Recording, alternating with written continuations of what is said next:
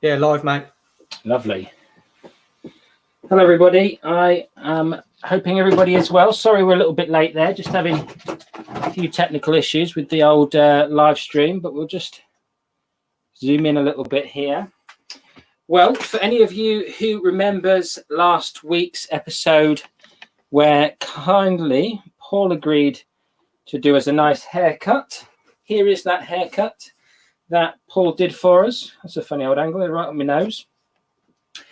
So Paul's joining us again today, and I am going to be colouring his shaggy lob haircut that he's created, lob fringe, shag sort of vibes, lots of 70s vibes going on here. But Paul is waiting in the wings, so I will click on to introduce him at the minute. I am a live MC and hairdresser tonight, so I'll be leaning over a lot to my computer, which is just down there, to just do the DJing bit. Hello to everybody who has said hello already.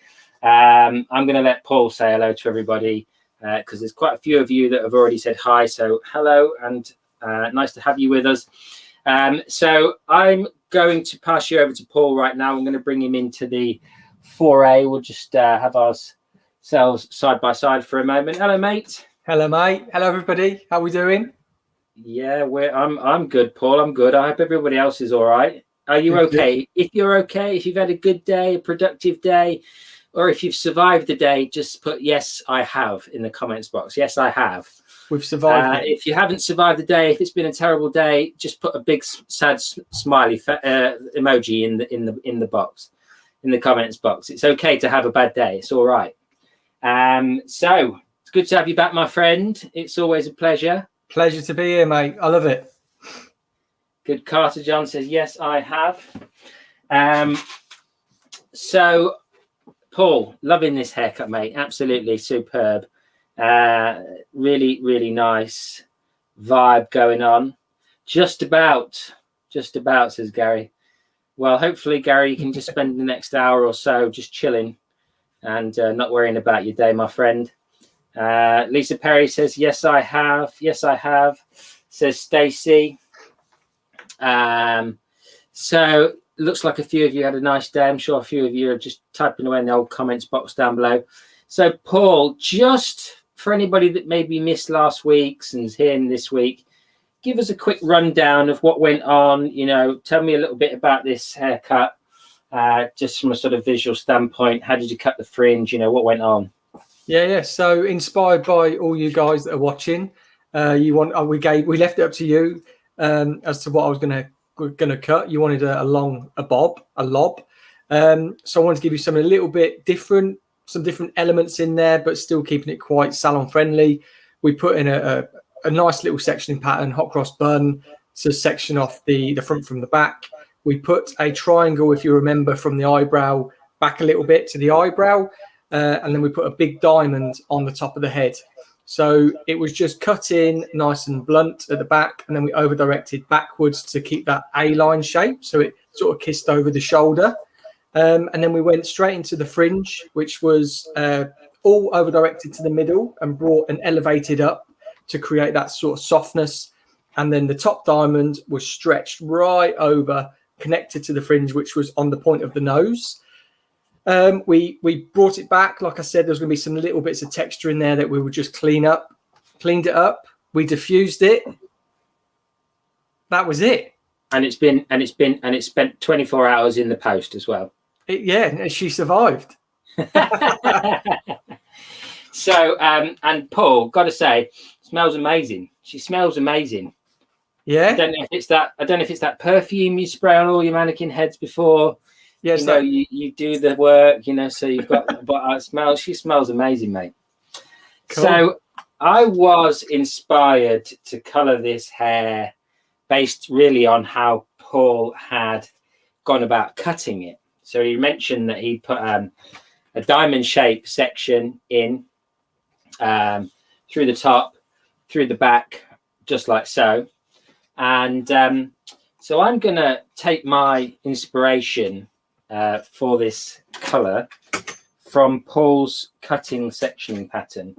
So what I'm going to do is I'm just going to swap camera angle. So Paul's going to be a little chap on the right hand side there. I'll go through all the questions. So if you guys, like we did last week, I'm not going to be able to control the questions to bring up on the screen today, but I will throw them at James throughout. So get all your questions in, guys, and I'll throw them at James. So Paul was just saying, like last week, we kept popping the questions up on the screen. Unfortunately, we won't be able to do this week or next week because I'll be cutting and whatever next week. Paul looks clear, but James looks out of focus. Well, let's make me in focus then.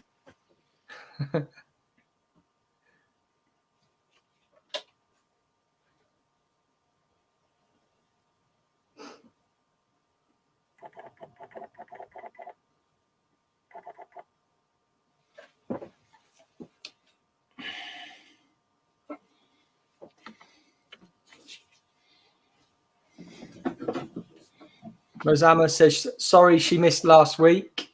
Yeah, did you just hear me discuss the haircut? I just spoke about the sectioning pattern and what I cut in and how I cut it in. It was all down to you guys choosing the lob, which has inspired James's colour today. So I'm looking forward to James's colour today. I can't wait. He sort of let on to little things. Last week he said he's got something special to show us, and he's just hinted at things to me, really, to tease me. So looking forward to the application. Right then, I think I'm in focus now. Everything's red on my peaking screen. I'm red. So I think that'll be me in focus, hopefully. Good stuff. Right then. So yeah, I was inspired by Paul's sectioning pattern. So what I'm going to do, I've combed all the hair forward. I'm just going to lean over so I can use that as a bit of a comfort blanket as well, comfort monitor. I'm going to comb all the hair forward, and then I'm going to take a center parting straight down the middle of the head, just like that. I always feel like Tommy Cooper when I say that, just like that. Just need the hat, mate. Yeah. Pick is no better here, says Andrea Dixon. Looks great, says Tony. Interesting. Well, I'm definitely in focus. So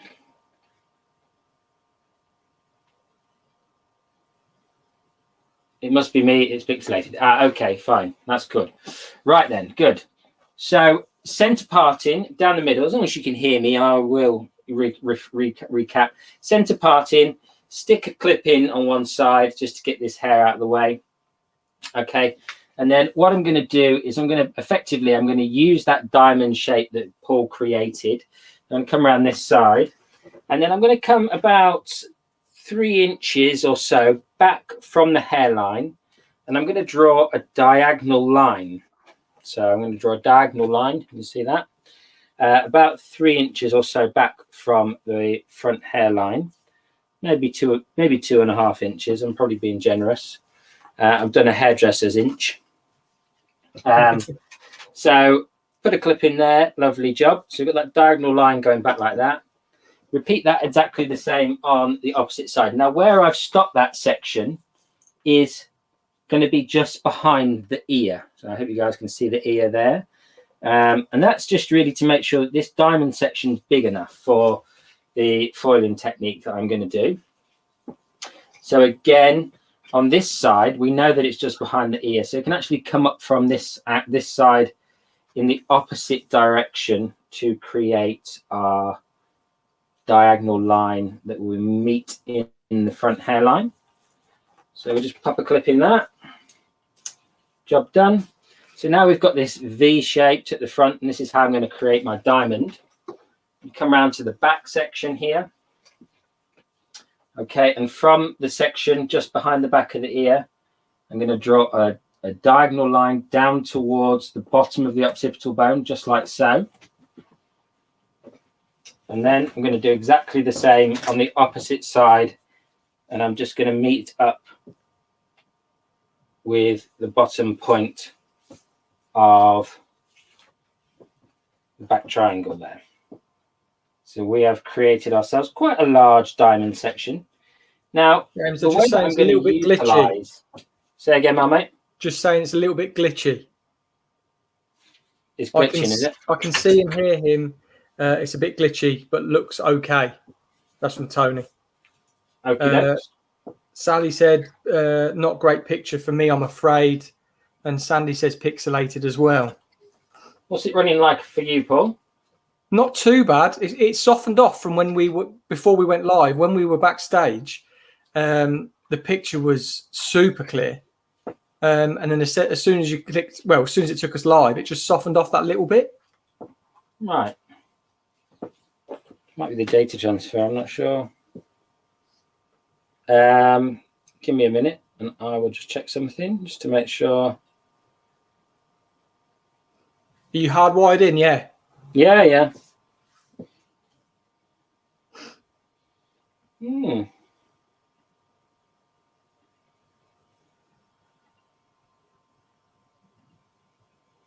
not sure, my friends. Probably the weather, says Tony. It is very, looks like low frame rate, says O'Reilly. Paul is clear. Yeah, to be honest, it's very, very stormy here today. It's blowing an absolute gale outside.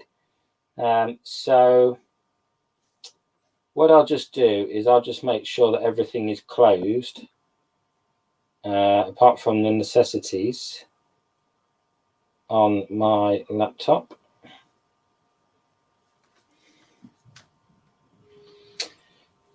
And then hopefully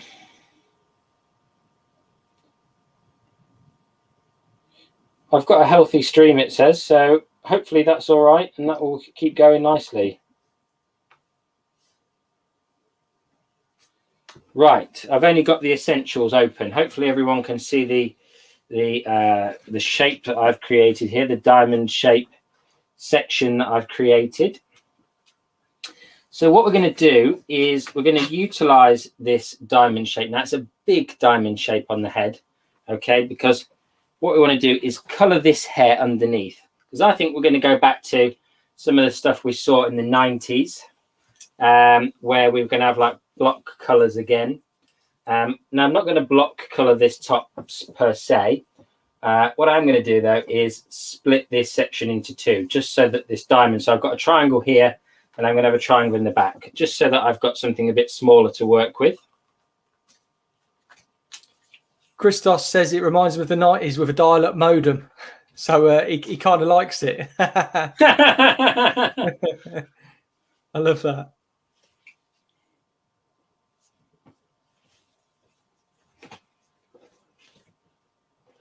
It's a kind of halo. So Mazama has asked, is it kind of like a halo section, mate?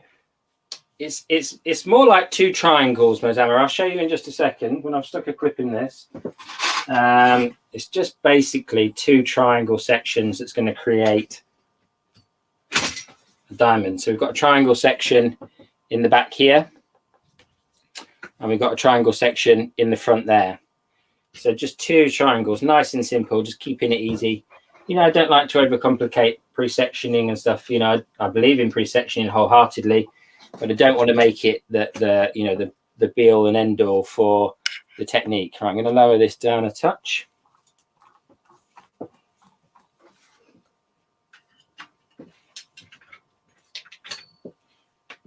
But yeah, if you keep asking questions, guys, I'll just keep throwing them at James, just so it's nice and clear for you.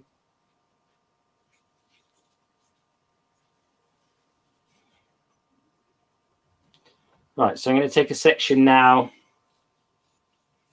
that is mirroring the section that I put in initially.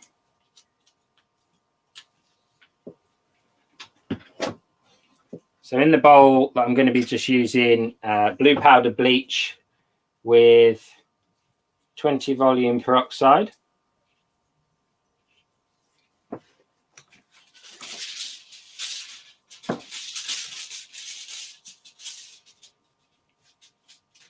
Now, the difference that I think between what we have seen in the past with the way that we're going to color hair now is we're still going to have those more balayage-esque results, but we're going to be seeing more block coloring technique.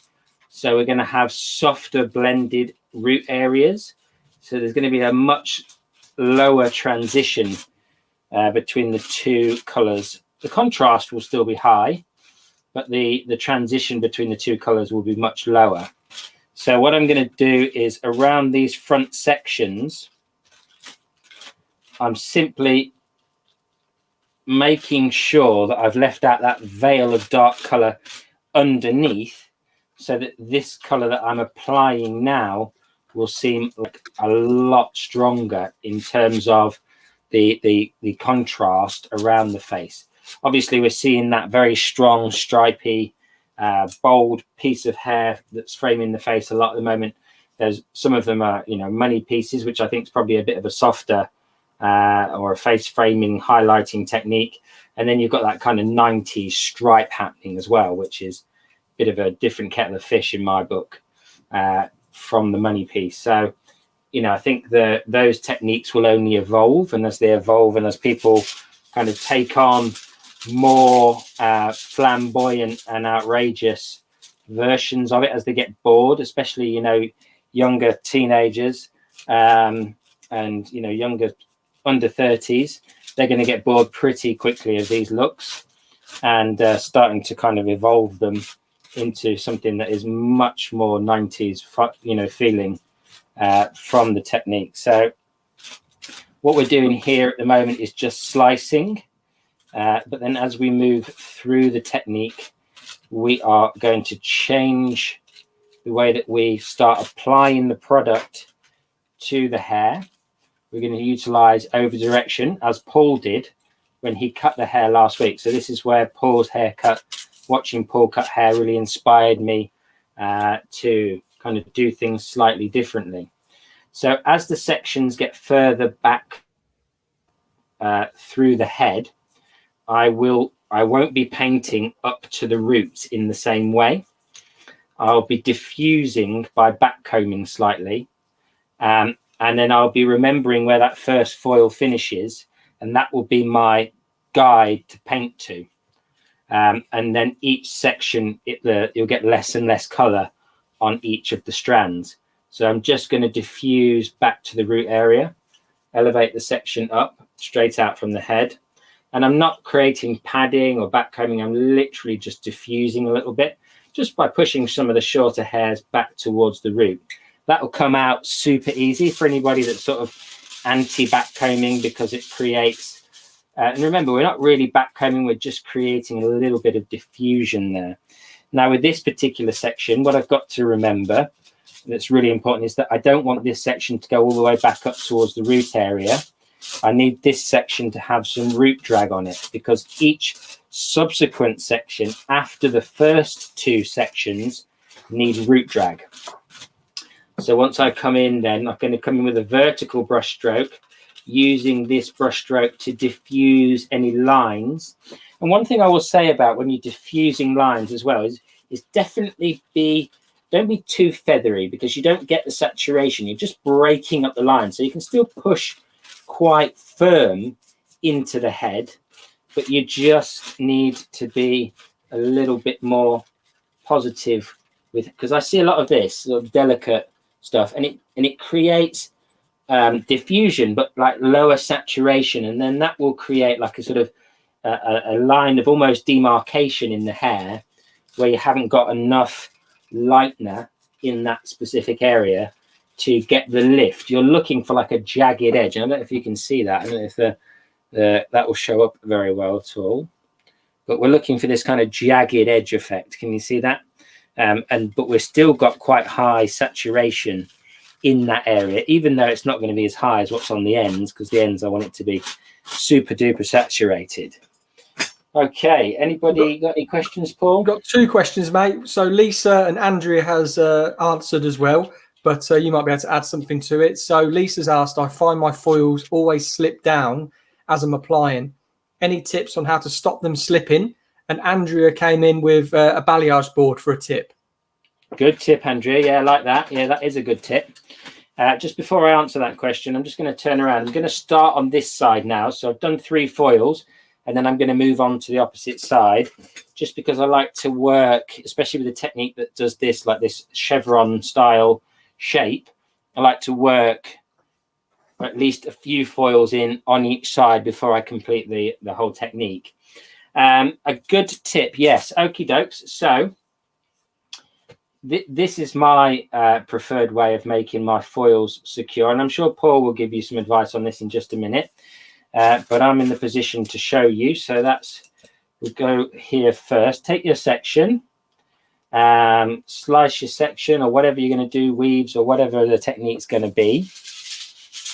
And then go straight in with your foil. Now, let's start from the beginning. I've got the shiny side of the foil up, pointing towards the ceiling. I'm going to put my Pintail comb in at the bottom. And I have got a video all about this. If you want to go and search on YouTube, The Life of Hair Foiling. Anyway, put the comb in at the bottom. Fold the top end down. So we've now got a flap at the back.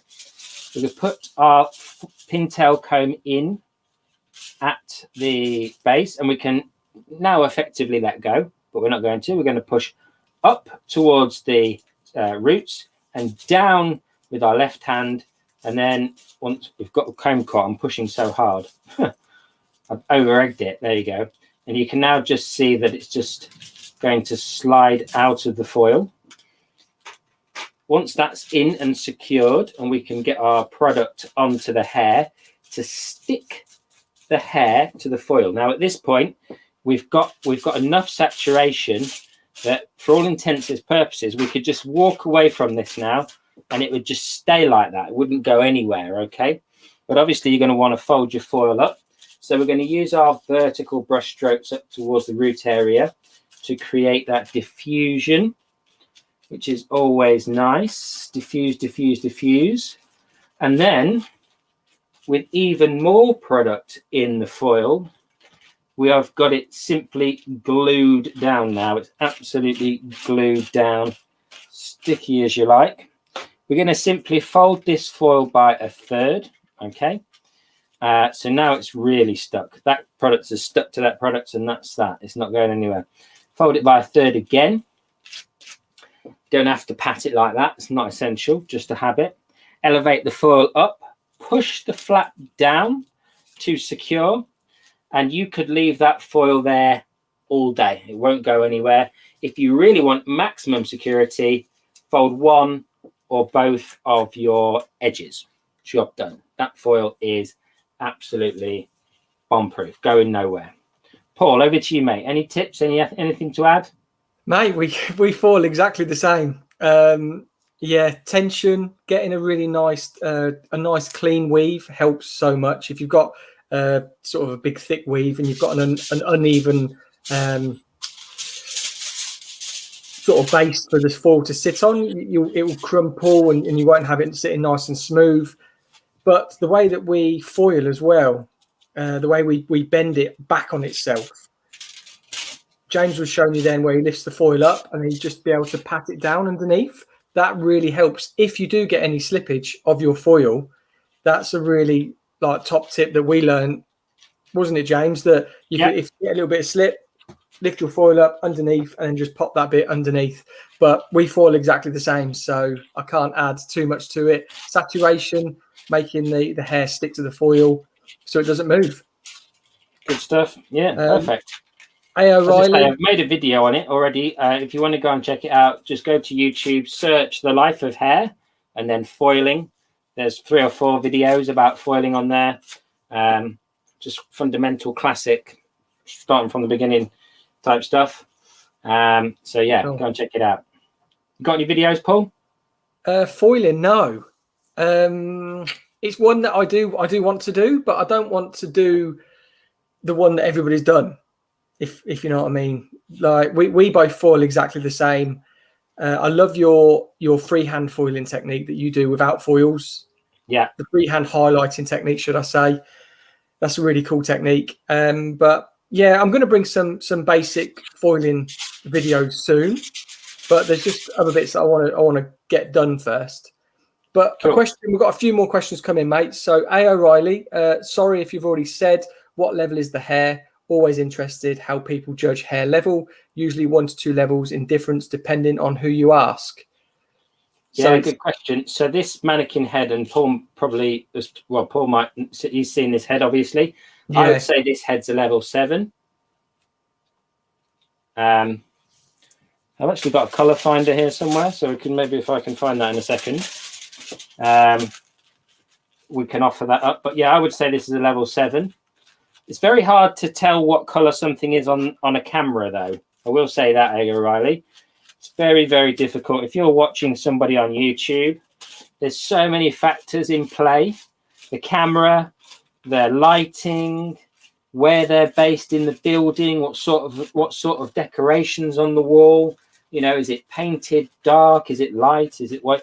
There's so many things that come into play with the color of someone's hair on a video, just literally from a video perspective. Obviously, in real life, yeah, lots of people do have reasonably different opinions on hair level. But I have a neat trick, right? When you look at level is always determined by tone as well. So if you're seeing orange tones in the hair, like I am here, and it's not that dark, okay, and it's not bright orange, but I can see some oranginess in it, then it's likely to be a 6 or a 7. Because if it was an 8, it would be yellowy orange. Does that make sense? So the tone that you can see in the hair also dictates, obviously, unless it's been artificially changed, you know. Paul, anything to say, mate?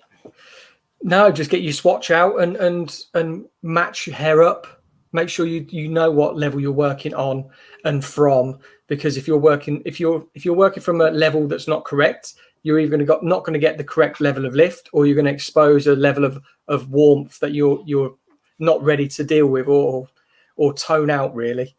That's one of the basic rules, but one of the rules that a lot of people forget with really making sure that you know the level that you're working with, because you're going to expose whatever is underneath it, and the end result might differ.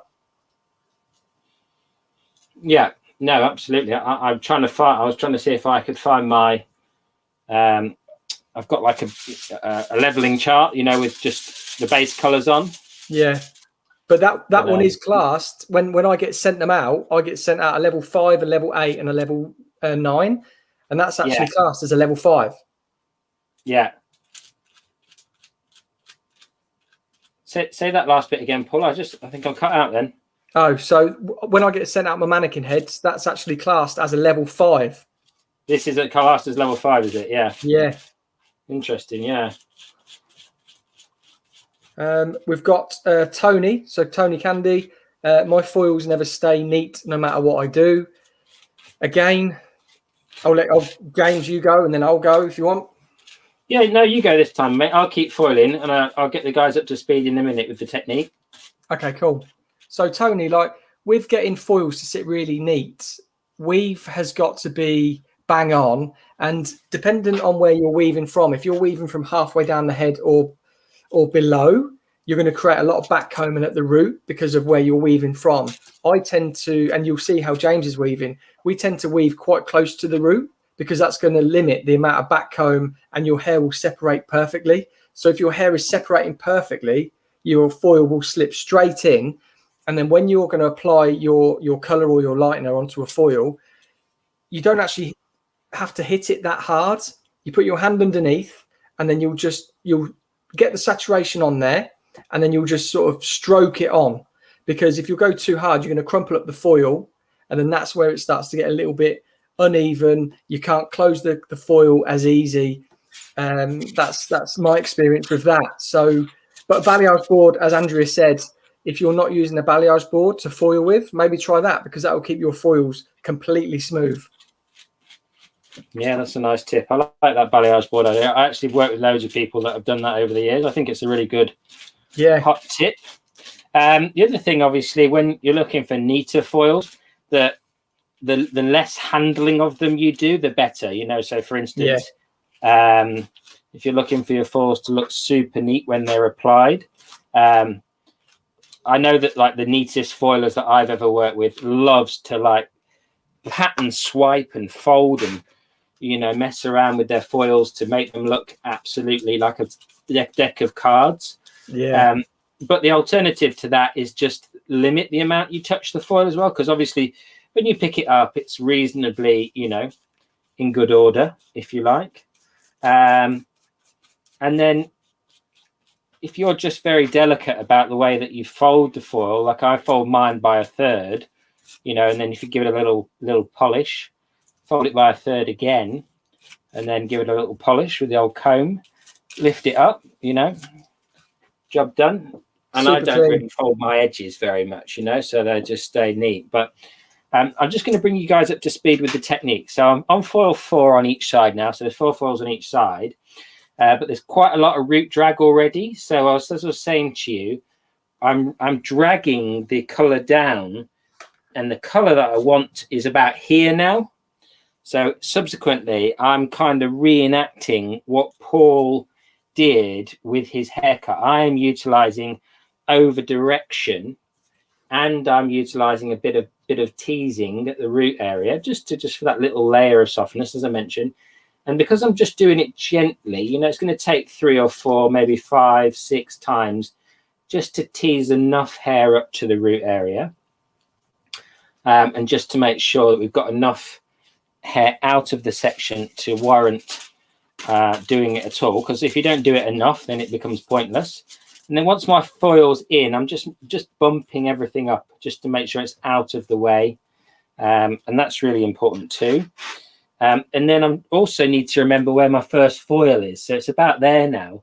So I'm painting below that initially to saturate my ends, to stick my foil down. And obviously the sections are reasonably thick because they're slices.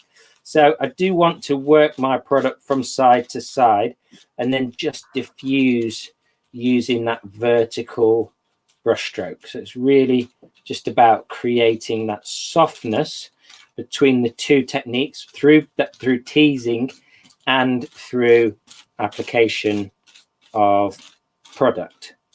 So making sure that I'm really kind of spreading that product out at that point and saturating well from the point where I want it to be maximum coverage. I want maximum coverage in that area. So I've got a question just about the foils. So Georgie is one of my girls, works in my catering salon. So hey Georgie. She's asked, Hi, Georgie. are these wide foils you're using? No, they're not actually.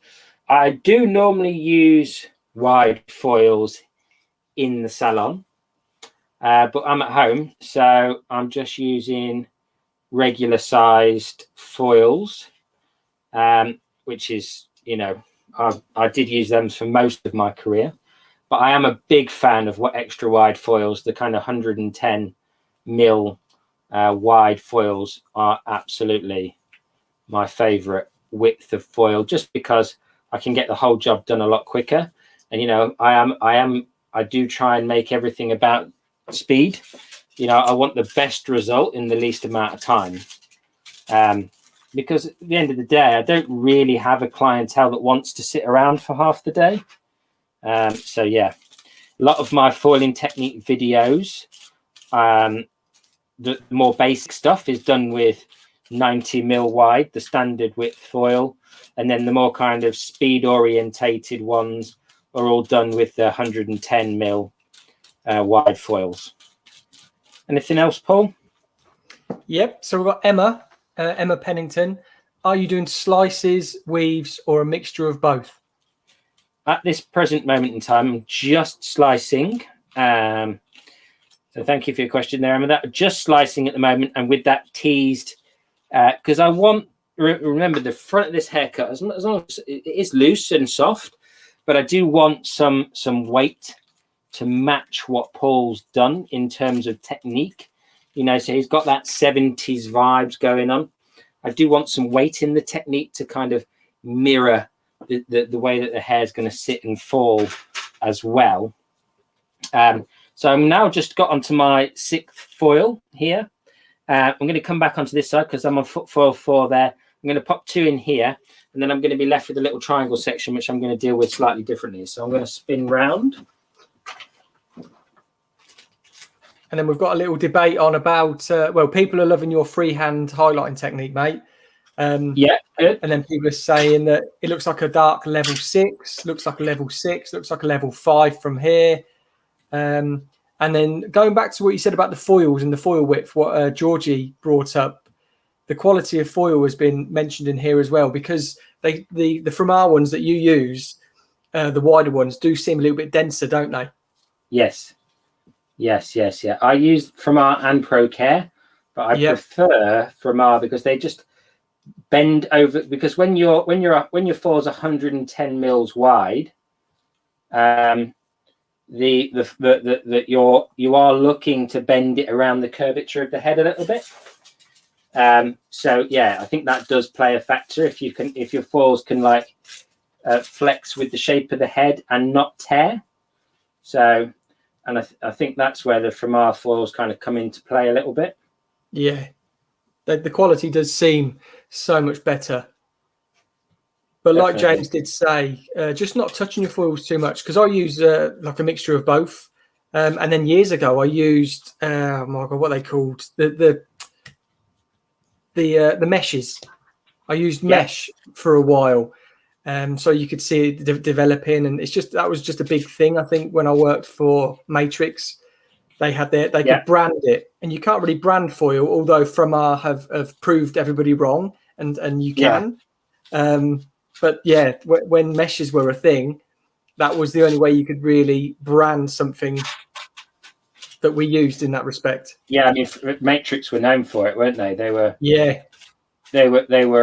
mesh or nothing, weren't they?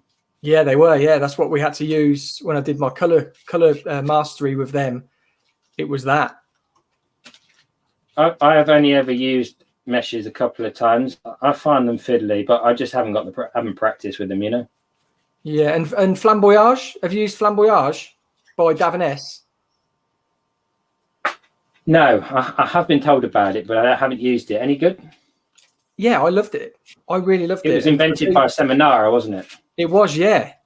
The same as he's brought out his the stencil thing now. He seems to come up with some really cool concepts for Davines, although now he's Goldwell. But does everybody know what the Flamboyage is? Let us know in the comments, and if you don't, I'll explain. But if you do, let us know your experience. I think people are going to want to hear about this, Paul. Okay, cool. I will tell you. So Flamboyage is a back-to-back, like a sticky back plastic, and you would get the hair. You could weave it, or you could get slices. You would put it over the hair and then just open it up. And because the hair would stick to both sides, you would get this opening of the hair really differently to how we can create it. We can't create the way that something sticks to the hair and opens it up. And it gave you the ability to be able to color one side of the hair, which is all entwined, one color, and then seal that off. And then the other one, which is all the other entwined hair, you could color a different color. So what I used to do with it, I used to pre-light on one of them, and I used to use the other one as maybe like a fashion color or more a natural base, and then look at toning and melting at the basin. So Flamboyage, I miss it, to be honest. I really loved Flamboyage. I even looked at investing in sticky back plastic to try and create it myself, but it's just not similar at all. Right. Oh, and do you know what materials he used? It's a sticky back plastic, mate. It is a sticky back plastic in strips on a bit of high gloss paper, so it peels off nice and smooth. You just can't create it. It's incredible. I even looked on eBay to try and there's some on there, and same with his stencil, because like, I love to color. I was looking at all these different things of trying to bring something a bit different to what I'm doing. But I thought that was my speed. Oh, so George is just saying, that's interesting. I thought it would help with speed. She's ordered some, helping to hopefully help her with speed, and they look pretty. So just going to bring everyone up to speed. I've seen there's a few questions, but I just want to talk about this before we talk about the questions. So I've got a triangle section now on the crown, the highest point here. Okay, and I'm going to go now into weaving my sections. So we're going to move from sliced and teased to weaved sections, and I'm going to work horizontally through here up to, see if I can pull my head down a little bit. There we go. I'm going to work horizontally now up to the highest point of the head. Cool. Love it. So Lisa has said density is amazing, holds shape and heat so well in regards to foils. Yeah, the thicker the foil they just stay a bit neater. Mozama, can we do the weaving instead of teasing hair back? What would be the difference if we do a weaving technique? If you just weave it, you're just going to get something that's a bit softer, Mozama.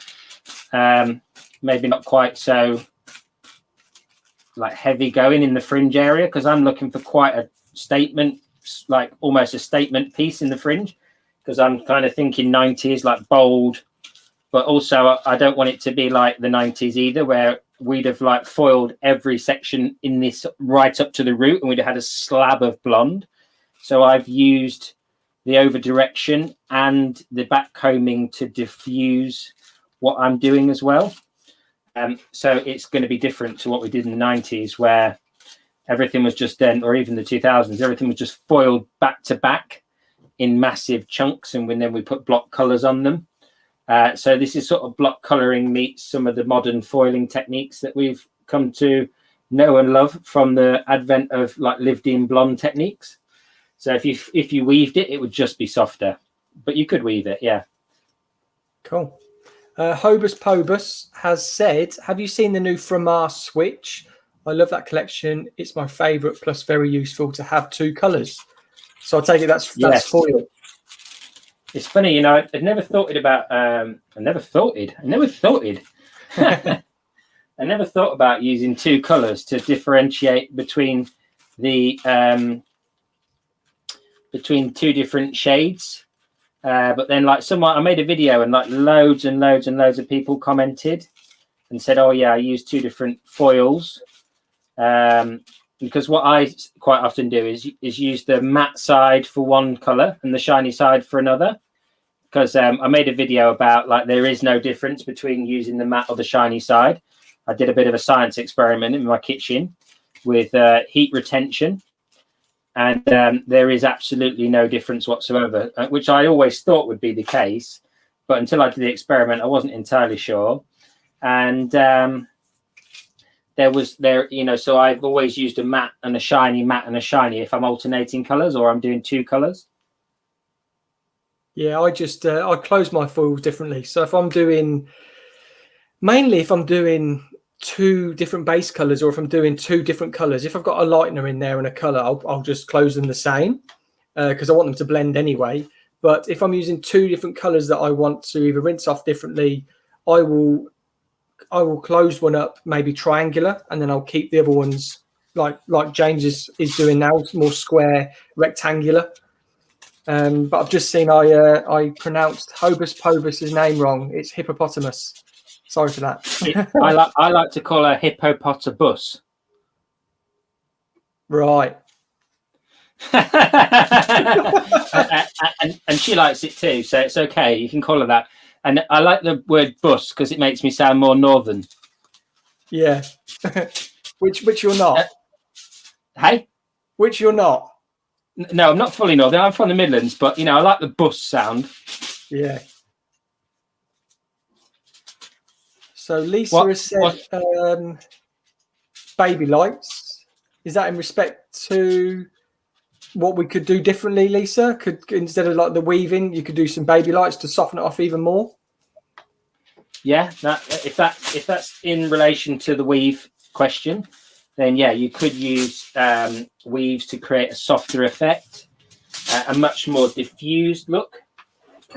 But obviously, you know, like these are creative techniques effectively. So, you know, you can make them as punchy as you like, or you can back them right off. You know, it's nice to see obviously both, but we're going to go for a punchy version tonight. And as I mentioned last week, for everybody that was here, what we're going to do is going to get this color on, get it all processed up off camera. So once I've done the technique, we will take a few questions.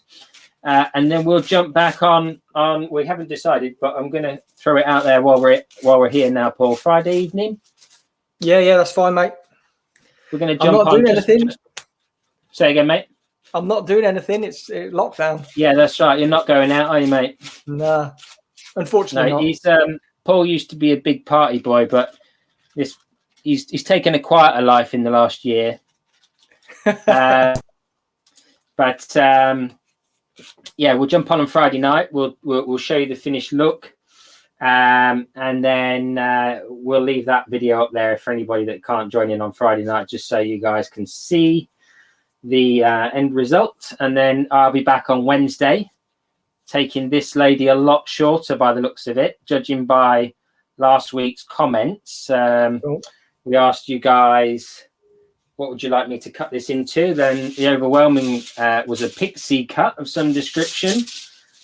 So if everybody's still happy with that, and if you want to put your comments in now about what you'd like me to cut this into, and then Paul will be colouring it the week after.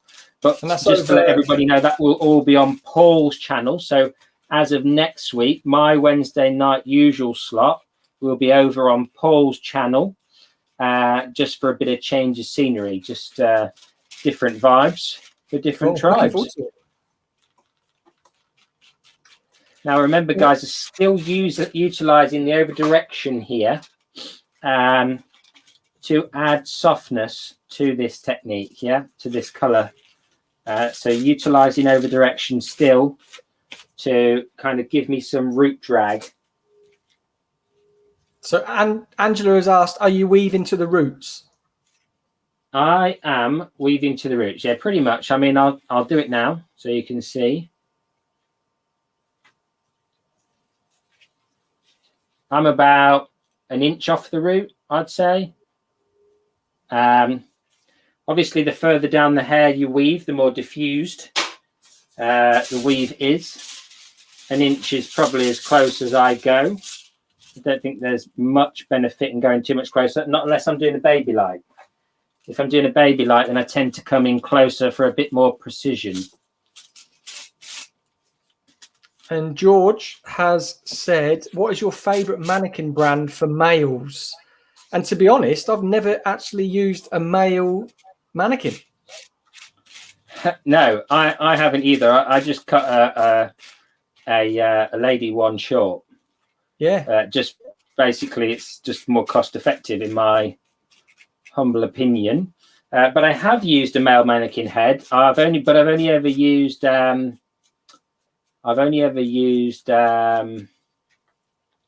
pivot point ones, and they've got like a beard and everything. Yeah. But I mean, you know, I'm not specifically bothered by having that bearded vibe. So, okay, finish that front triangle now. Okay. So what I'm now onto is the back triangle. Now with the back triangle, we have a different thing going on, and we're going to keep over directing the hair. So eventually we're going to actually run out. We're never going to paint this hair, although I made the diamond shape to match up to Paul's technique. So what we'll do is we're going to take a horizontal section.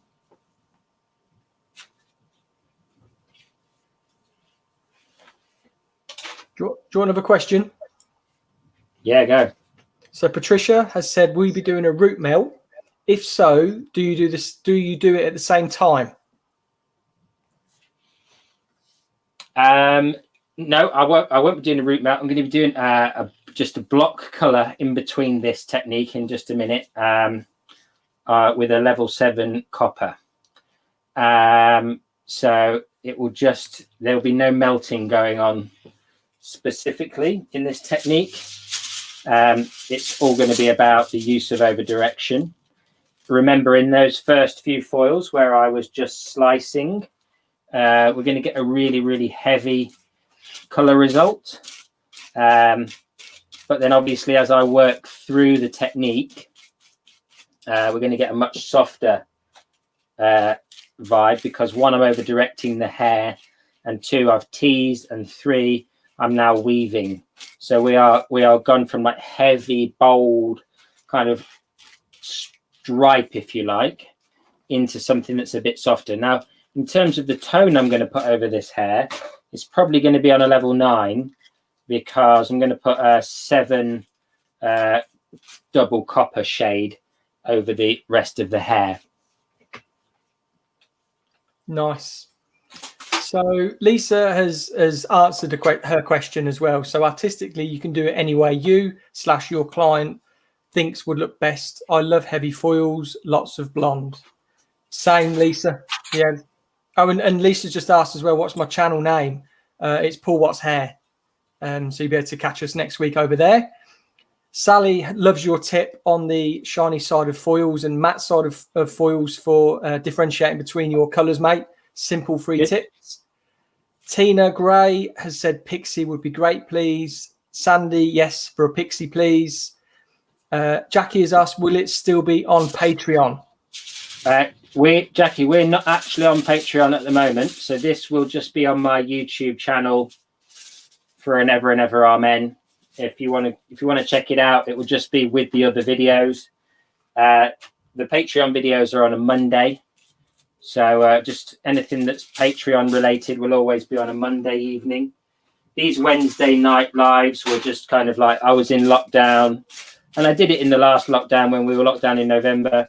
You know, I came on a Wednesday night and I did a few different tutorials and stuff.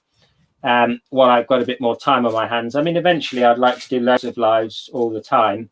But yeah, these are just an added bonus, Jackie, while I've got a little bit more time on my hands and I'm not in the salon, you know, doing clients, etc.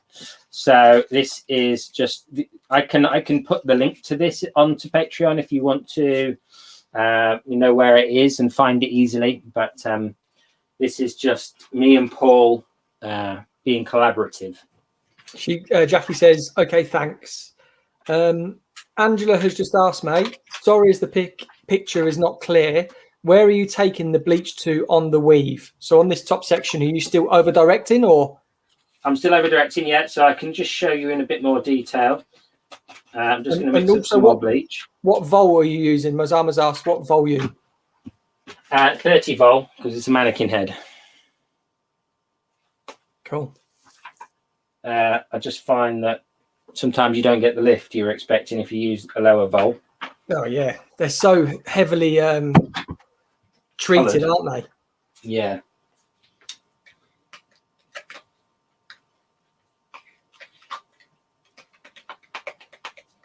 But we've caught up with all the questions. So if you want more questions, keep them coming. As James said, once he finishes the application, he'll be able to look at them, answer them personally as well. How far will you over direct? So how far are you over directing, mate?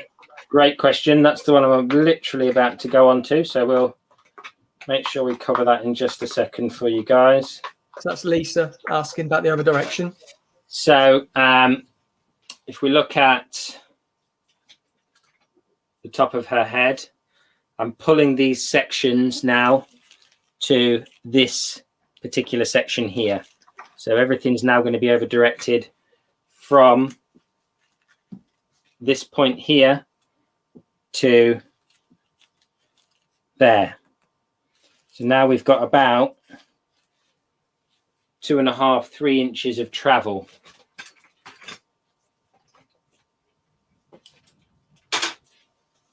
Still nice and soft, still putting that jagged edge in as well with your colour. Yeah, that's right. So just making sure when I'll do this section and I'll talk it through. So getting the section, picking it up. Let's try and make it this a little bit higher so you can see it a bit better.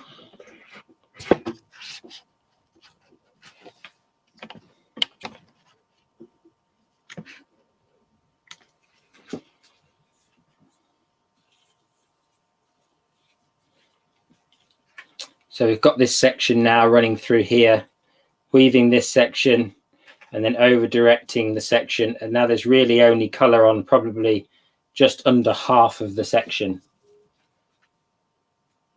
What's O'Reilly saying, mate?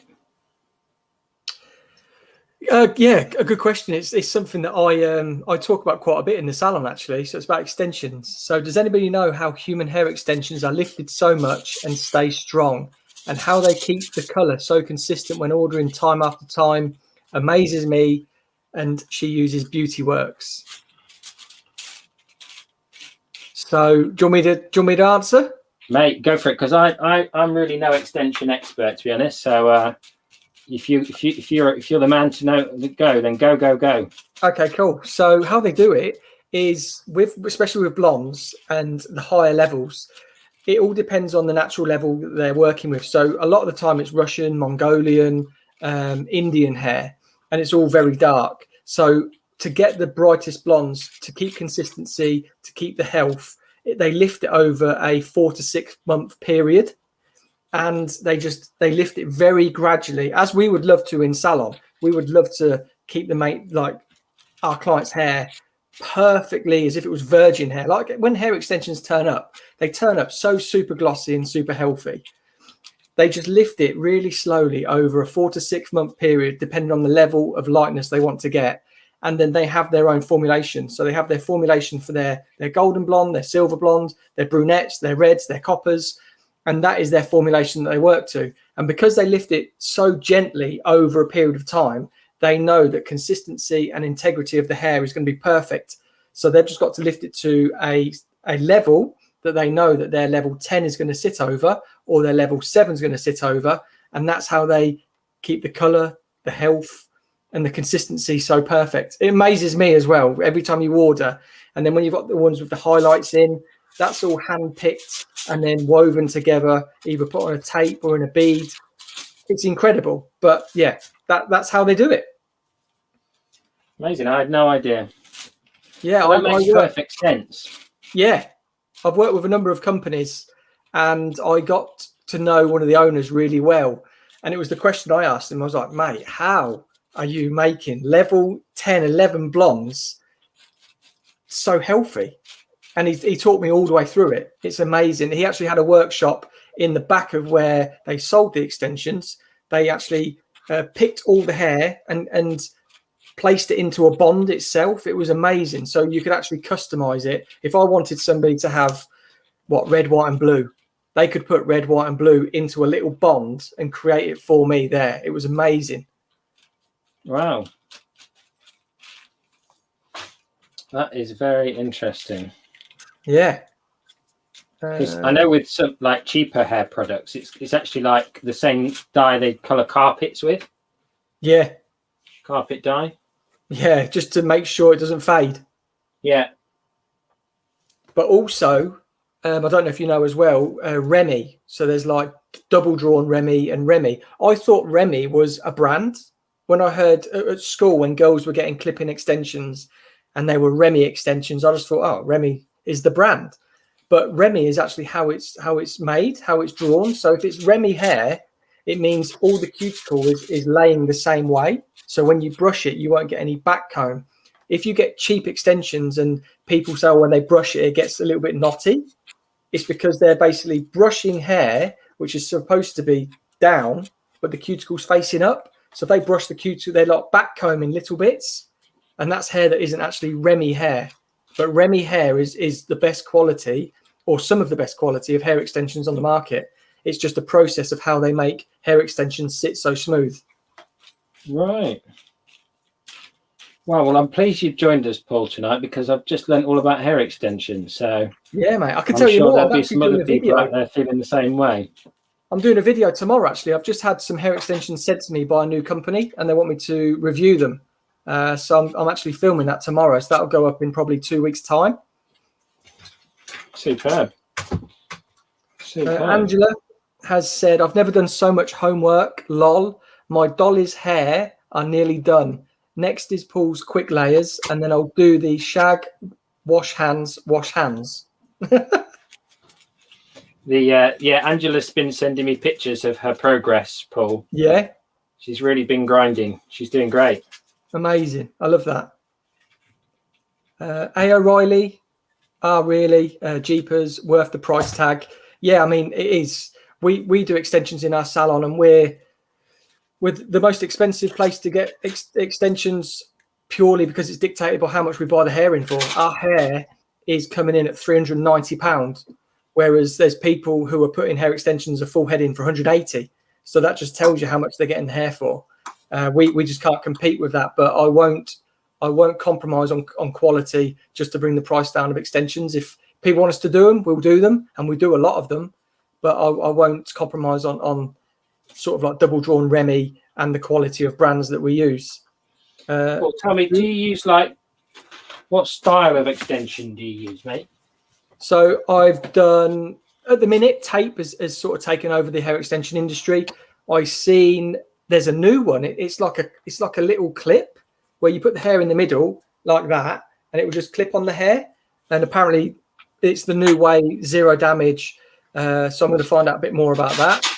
But I've also done bonds as well.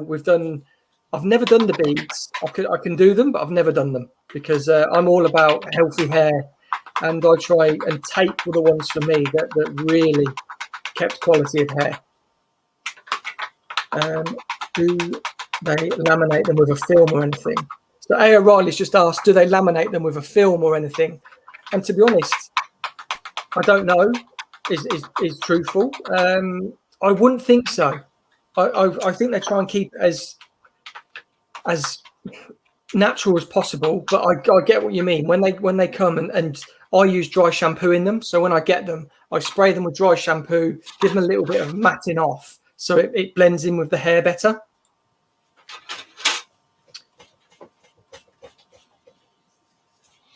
So just quickly catch up with the technique, guys. I have now got to a point where this hair no longer reaches the front point to which I was over directing to. So this point was the point I was over directing to, which is about there, and this hair no longer got to that point. So I've stopped foiling now, and I'm on to my tint application.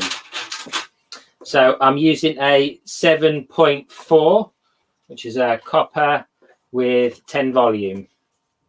Nice.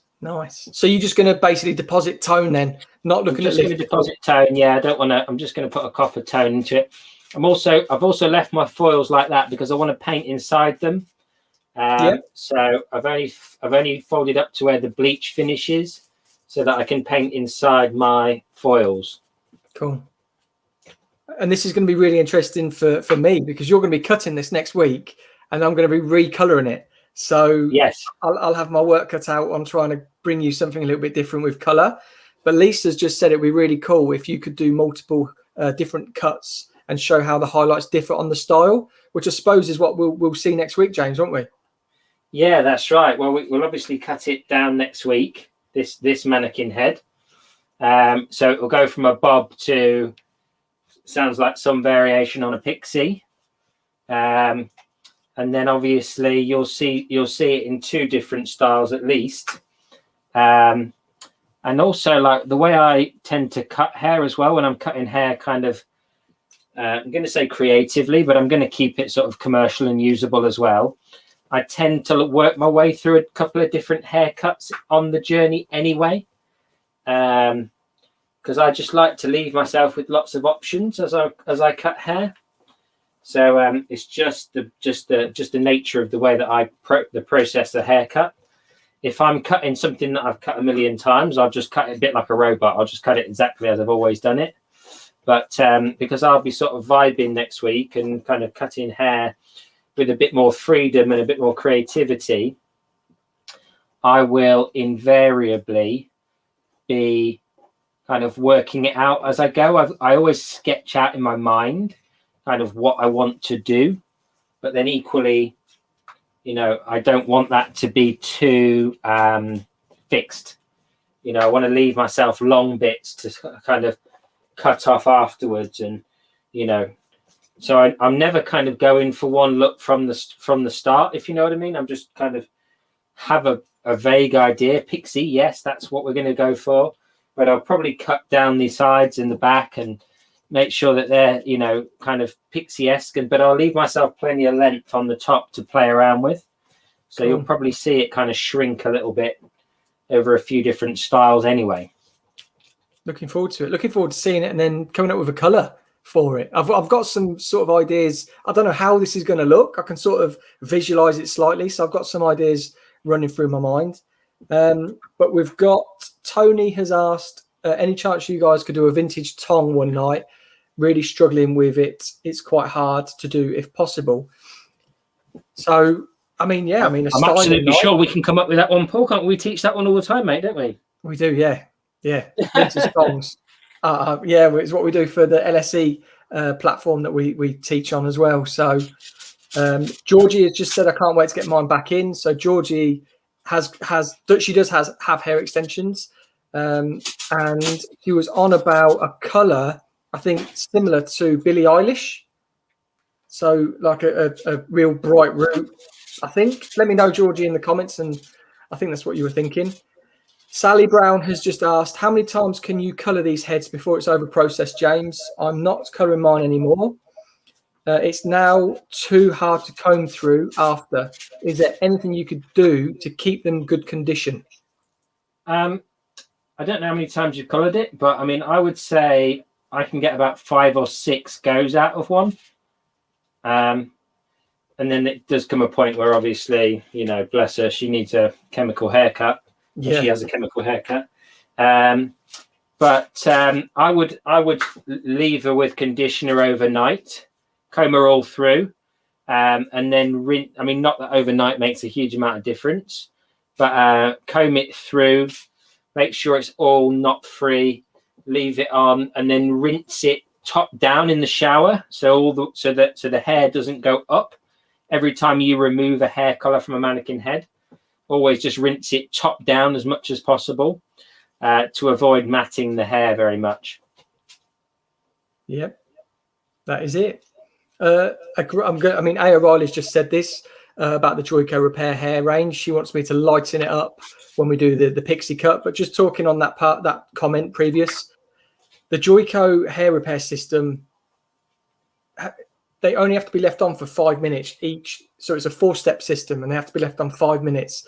It does all of the work in 5 minutes. So like James was saying, you can leave it overnight, but it doesn't really do anything. The hair will accept everything it needs to accept, and then it will just either stop sort of processing. If that's, we don't talk as conditioners as processing, but there is a time that it will penetrate, I suppose.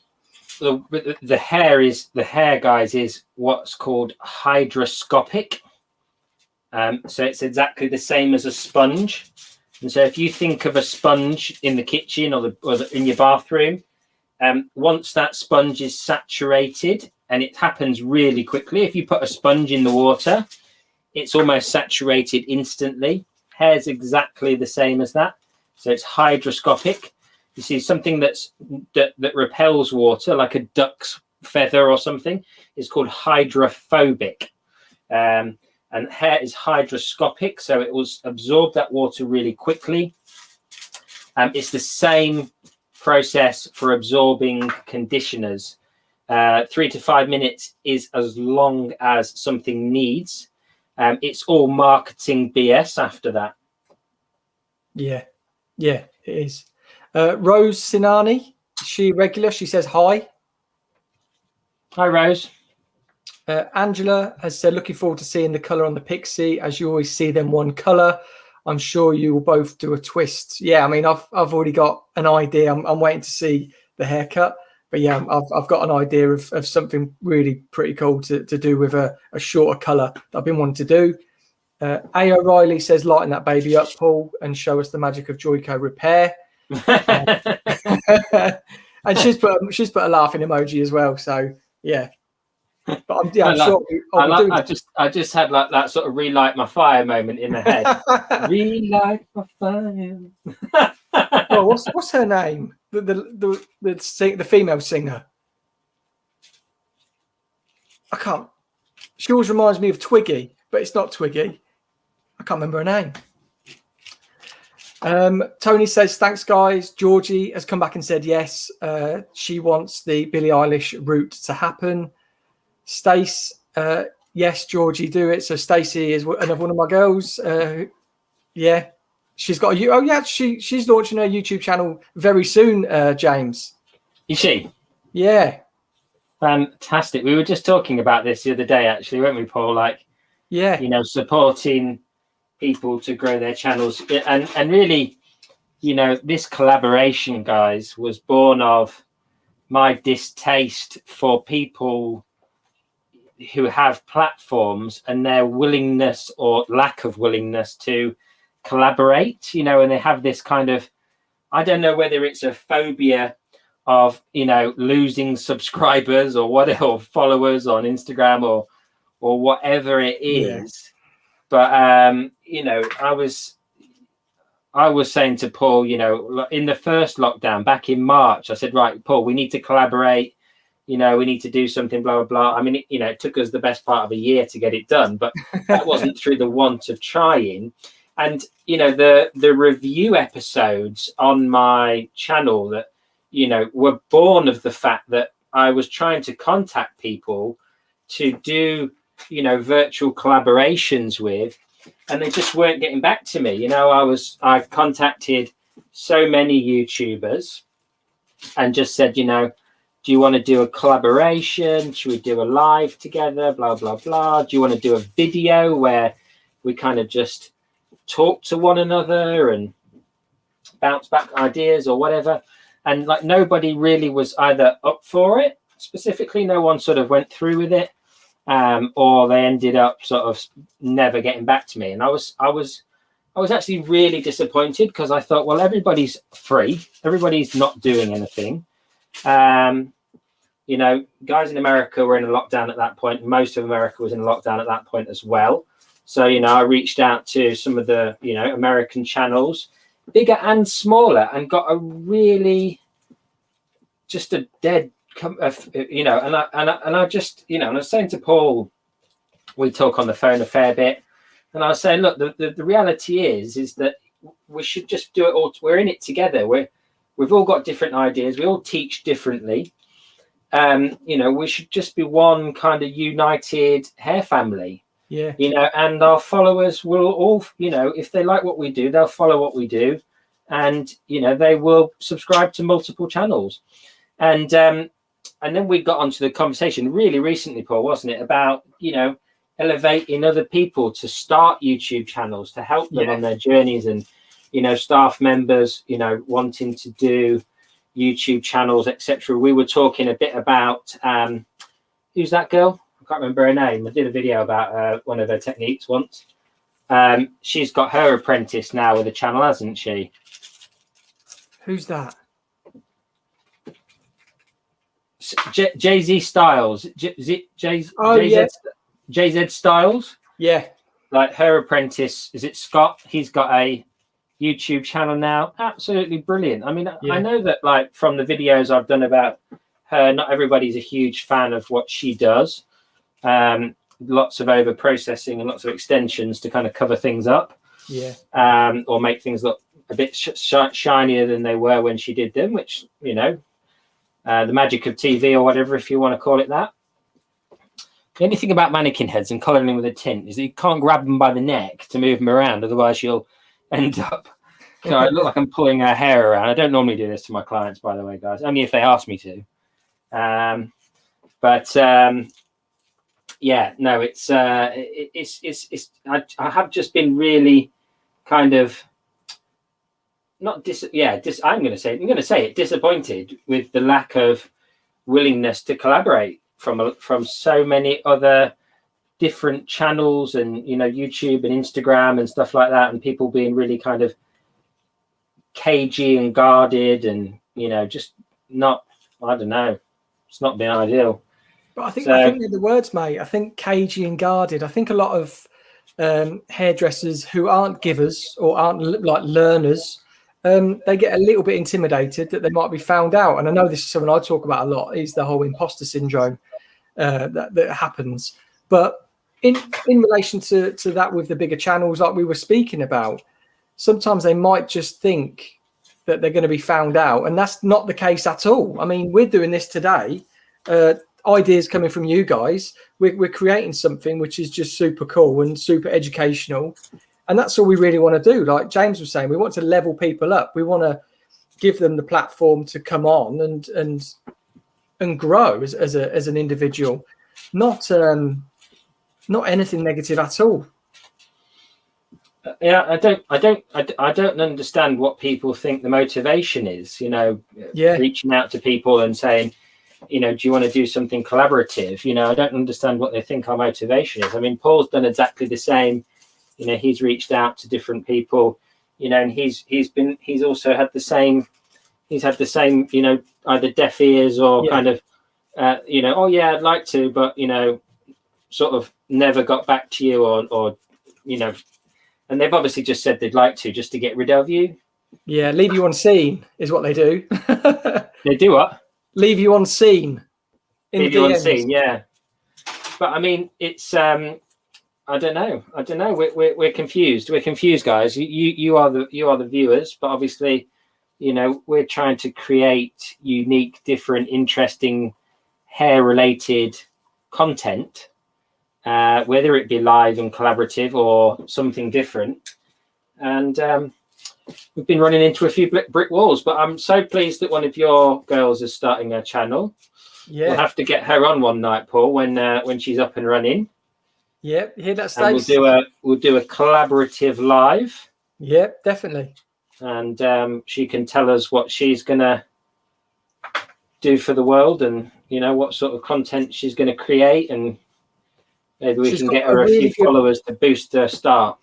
Yeah, but she's got a really good. So Stacey, put your channel name in the comments here, and if the guys want to jump over and have a look, they can have a look. But Stacey was telling me her mission statement that she's going to have for her channel. I'll let her tell you at some point. But it's a really positive mental attitude vibe, is all I'm going to say. She's got a really, really great way that she's going to put across the information to people that want to listen. So, yeah. And then people are saying for me to film the Billie Eilish on Georgie, and I'm sure we will. Lulu. What does that mean? We had it from Angela, Jax, and Stace. Lulu. Oh my God, the singer.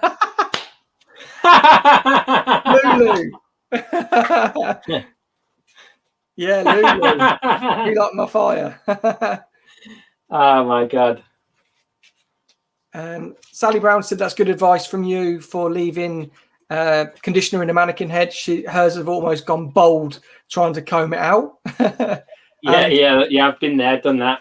Andrea said in the first lockdown everybody was sunbathing.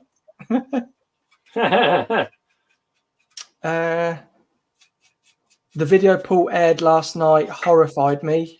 Oh yeah. it's a I didn't do anything. It was a reaction video to the Sidemen, if you know the Sidemen, this group of young lad YouTubers, and they were cutting other YouTubers' hair with no experience. So if you want to see that, it is on my channel now.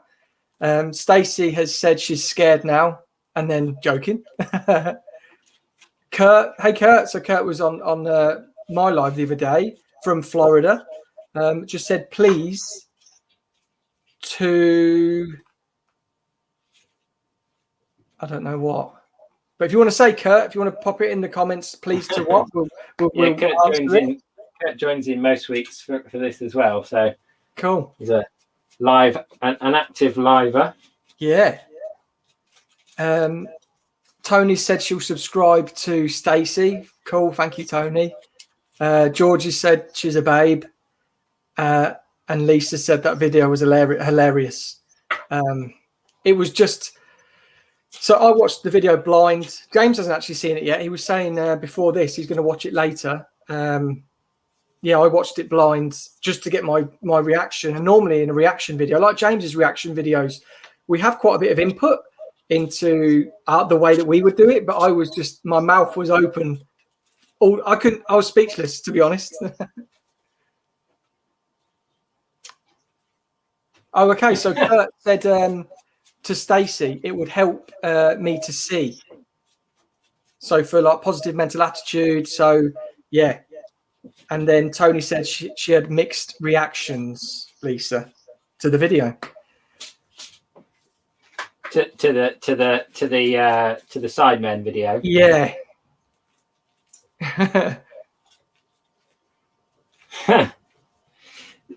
I'm half toying at the moment, guys. I'm going to tell you about it. Just tee it up a little bit.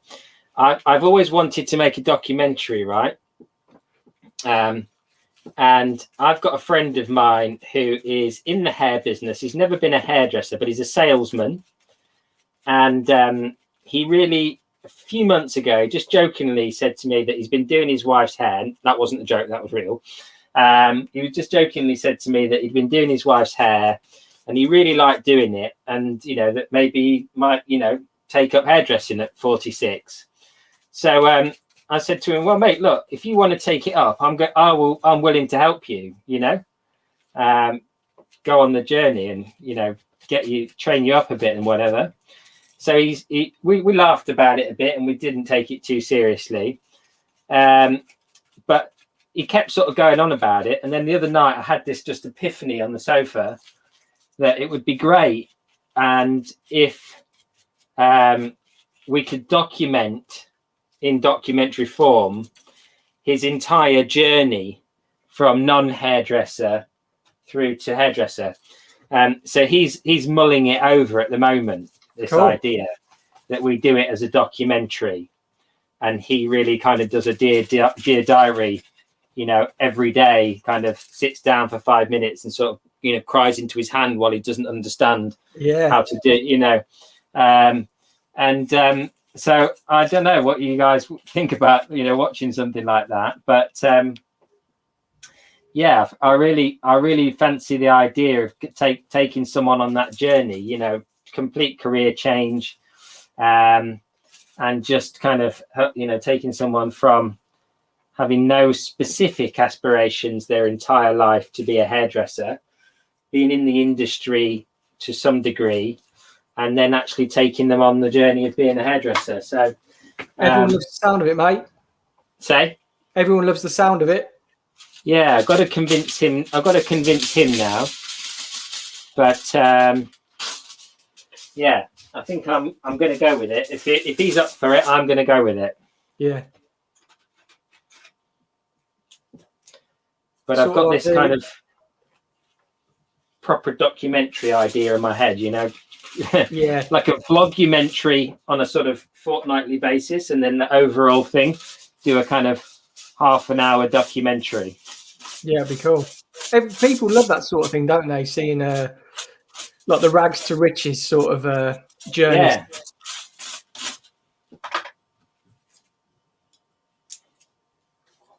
Any questions, mate? So people are just saying, just submit it to BBC Three, something they would do. Nice idea, sounds great, fascinating. Stacey says she's done one video so far, but got lots of ideas. Tony started hairdressing at 49. She's now 50 and on level 2. So yeah, sounds great. Sandy, do it, James. It will be hilarious. After career in nursing, I went to Cosmos School at 45 with a bunch of girls my daughter's age. Superb, yeah. I've met a lot of people recently who started much later in life, and I think there's a bit of a weird ideology that, you know, in hairdressing you've got to start at 16, you know, you've got to be like super young. But I don't believe it, not for a second. Like, why do you have to be 16, you know? Like, why is that a thing? I mean, I didn't. Say again, mate. I didn't. I wasn't mature enough at 16 to be let loose on anybody, to be honest. I started at 21. Yeah. That's it, you know, like there is this idea that you've got to be like straight from school, you know. Yeah. Like, why do you have to be straight from school? I just don't understand, like, why, you know.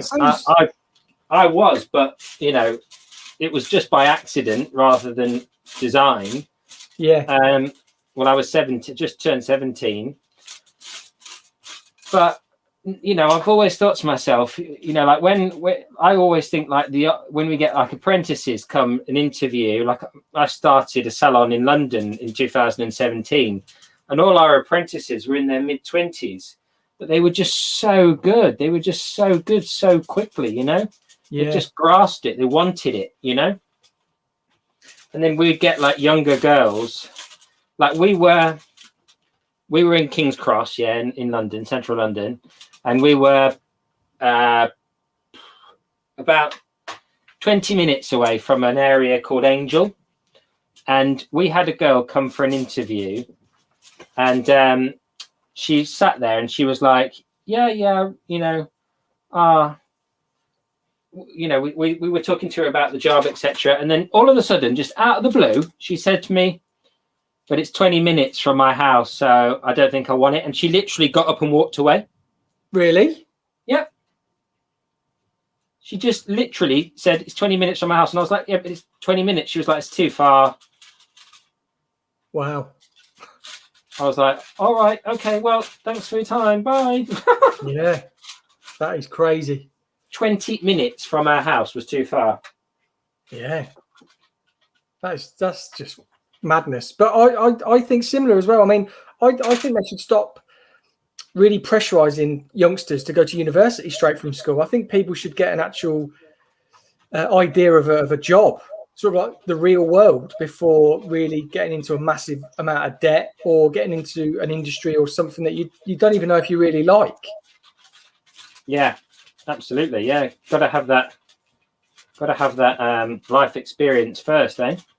Yeah, definitely. And it's obviously what's lacking right now. And with schools having to tighten up so much more now, I know some schools don't even offer PE as much anymore because of physical contact and that sort of thing. And it's all changed really, really massively, to be honest. But Lisa just said she's learned at 39 with girls her daughter's age. Sally Brown has said, do it to your documentary.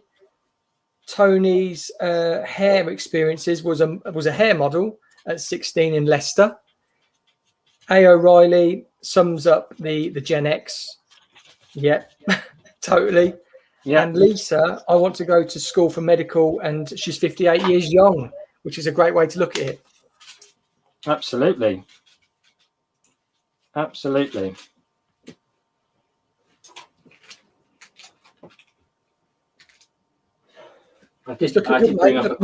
Looking nice and neat.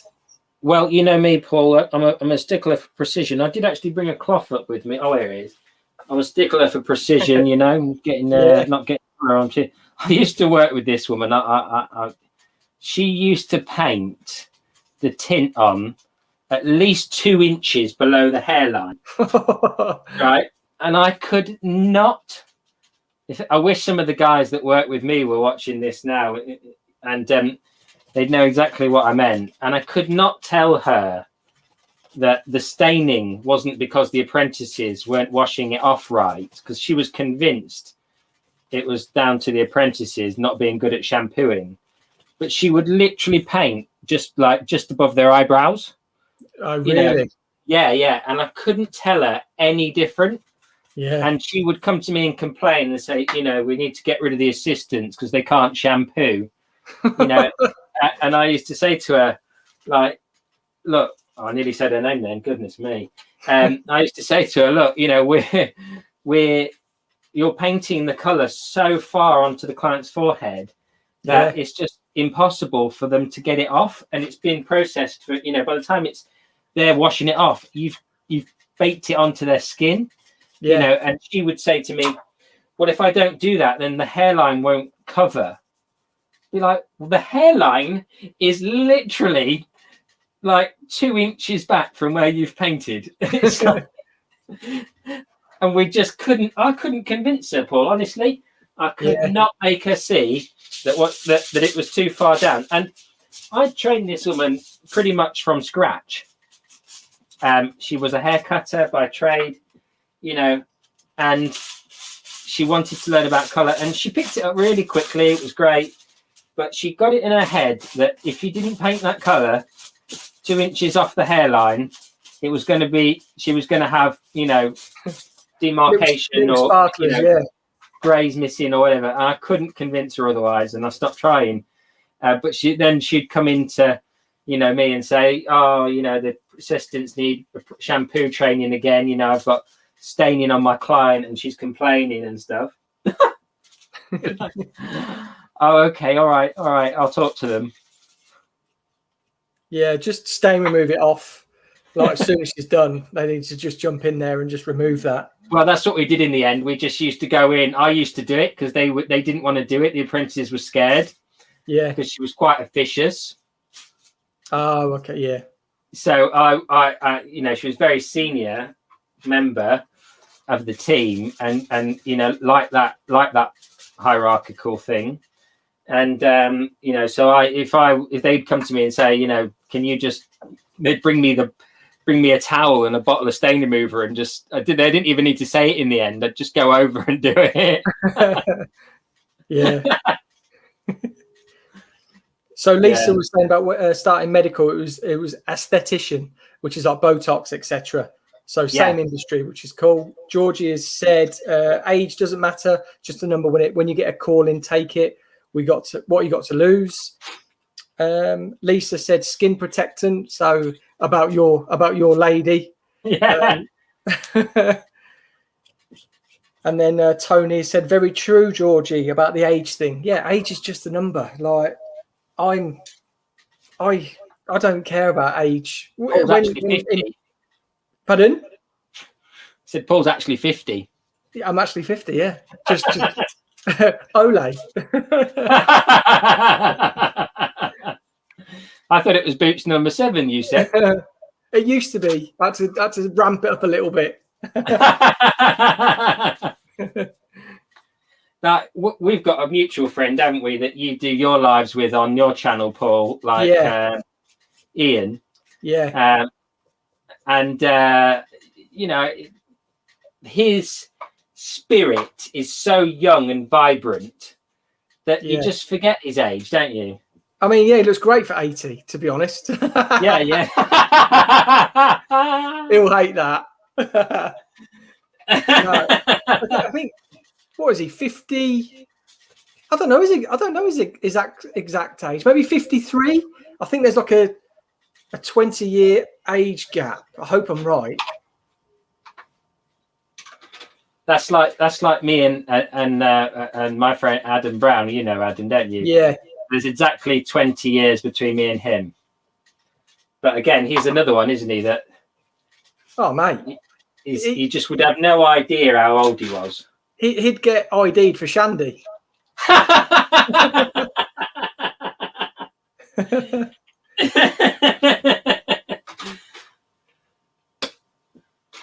So Mazamo's just said, what would you charge for this technique as it's taking time? I would charge for a T-bar of highlights and a full head colour.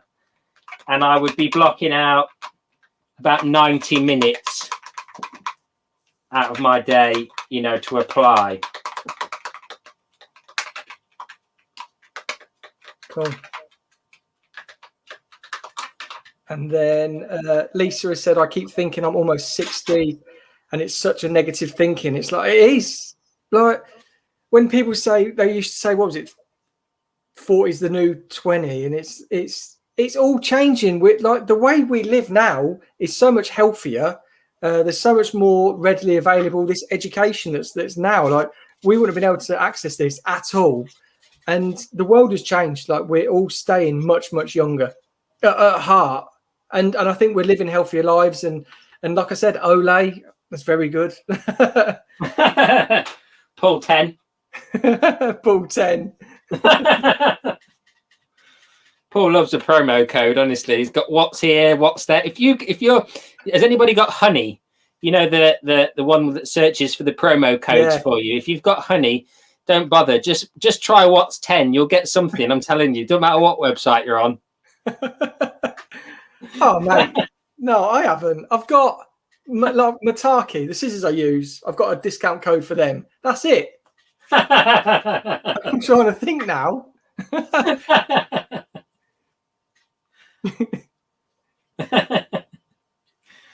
You go on Honey browser and you put for a discount code. It'll probably just say what's 10. Yeah.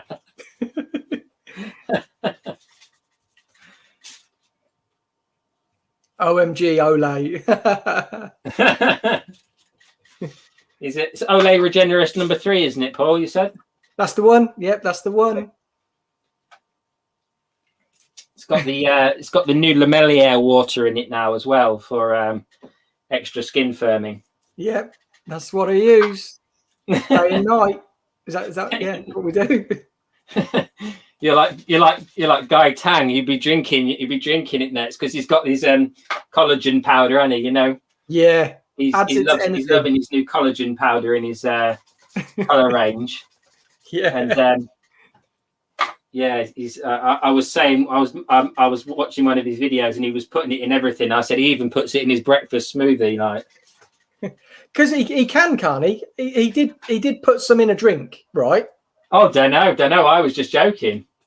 I swear he said on one of his videos, because he was doing an intensities one, and he says, "Oh, don't forget the Gaitang collagen powder," and I swear he said he had it. He takes it as a shot. No idea.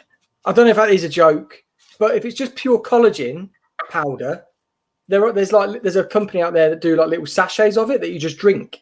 So Is that right?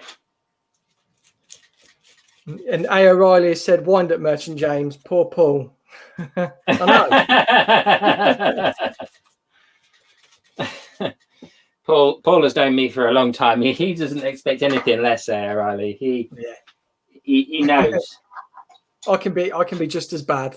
Yeah, that's right. That's right. I miss Paul working for Redkin, because we used to have some funny nights, didn't we, Paul? Yeah, I know. It is, because when we used to stay at the hotels and when we had our Redken racks, they were good. They were good times. They were. You'll just have to come over to Joyco. Yeah, that's right. Well, I mean, if they'll have me, I'll talk to them. We'll get them on the next live. Yeah, that's it. So listen, look, you've got a custom-made duo here. Yeah. Tailor-made duo. It's like Laurel and Hardy of hairdressing. I'll have to be the fat one, Paul. Oh, I don't know, mate. No, that's what I'm saying. I can just eat a few more pies, stack on a few more pounds. I can't. All that staying that slim, mate. I don't fancy it. Yeah. Although he wears a hat a lot of the time, doesn't he, Laurel? Or is it Hardy? I think they've both got hats, haven't they? Have they? One's got a big hat, one's got a little hat. The big guy's got a little hat, and the little guy's got a big hat. Oh yeah. I actually watch Laurel and Hardy on late night TV when I'm editing my videos. Do you? Yeah. Love it. Love all that old school TV. The next Ant and Dec, Lisa's just said. I'll take their wage. Yeah, that's right. That was literally what went through my mind. I was like, yeah, if I'm getting paid the Ant and Dec wage, I'll take it. Yeah. Tony's just said, "You do know anti-aging things really do not work." I'm only joking. I don't do anything. I moisturize, and yeah. I don't even moisturize. You know that, don't you? No. I moisturize. I use a men's one, just whatever is in my stocking at Christmas, and then that'll do. I cannot put soap on my face. No. So I don't moisturize because I don't put soap on my face ever. Because if I do, my skin just breaks down. It just really? starts peeling off my face. So I can't put soap on my face, even if I get shampoo on my face for too long. Like the next day, you might have seen it in my videos. Like all my nose goes like red and spotty, and it all flakes away. Oh, never noticed, mate. No, it's not that obvious, but I see it. So I never do anything like that. Right then, okay. Oh, hello. She's not coming off. She's just riding up. Right, here we go. Here she blows. So, diagonal foils, slice, tease, sliced. Then everything is over directed to the first section, teased. Painted up, vertical brush stroke to diffuse. First 6 foils, then into a weave, still with over direction. Triangle section at the top of the head here. Everything is over directed to this point. So we started again at the top of the triangle, the highest point of the head. This one went back to the roots, and then everything was brought back. This hair is obviously going to live, because it's the highest point and it's a big fringe, It's going to live in the fringe. We're going to have like a veil of like blonder color and a diffused highlight effect. And then everything then was over directed, and then that will just bring some color into the back, but it'll be very soft and diffused. It will be more color towards the top of the head and then a lot less color towards the ends. It'll be like floatier and loose. We're going to cut it off anyway when we do the pixie, but we'll see this on Friday when we come back to say this is what it looked like. Then I just went through 7.4 or 7C through the rest of it, 10 volume. And then we'll just put, I've seen it. I've got a nice level 9 lift. I'm going to do like a sort of, well, I say I'm going to do this. I'm going to wait until it's all off because I always like to do that rather than predict. But I'm looking to do something like a sort of pushing a strawberry blonde / caramel type color on a level 9 to bring it all together. So that's what my ambition is. I'll have a better idea once it's actually off and, you know, kind of what sort of a lift I've got out of this mannequin head. Seems to be going okay, though. So that's all that. But if you've got any questions, guys, then obviously drop them in the comments box now. If you have any thoughts, feelings, or inspiration to ask any questions after this live, obviously you can just post them on this live in the comments section. And then we will jump back on Friday night at this time, Paul. Yep, perfect, mate. 9 o'clock. 9 o'clock GMT, whatever time that is for you, wherever you are. 1 in the afternoon, 3 in the afternoon, depending on which side of the States you are. First thing in the morning if you're in Australia, middle of the night if you're in Asia. And if you're in Europe, 10 p.m., which is a late one, I appreciate. But obviously, we can only fit certain time zones into certain. It's a tricky one, but we do our best. And we'll just jump on for half an hour. It won't be a long one. You know, hopefully you guys will be able to make it. If you can't, then we'll just leave up the video for you guys to check out. So remember, after Friday night, it will be live for you guys to go and check out and see the results of, you know, where we got to and what we achieved from today's look. So I hope you enjoyed it and you're probably eager to see how it ends up. I'm absolutely sure of that. But we'll have to wait till Friday for that. It's going to be so long now. Let this process and all that jazz.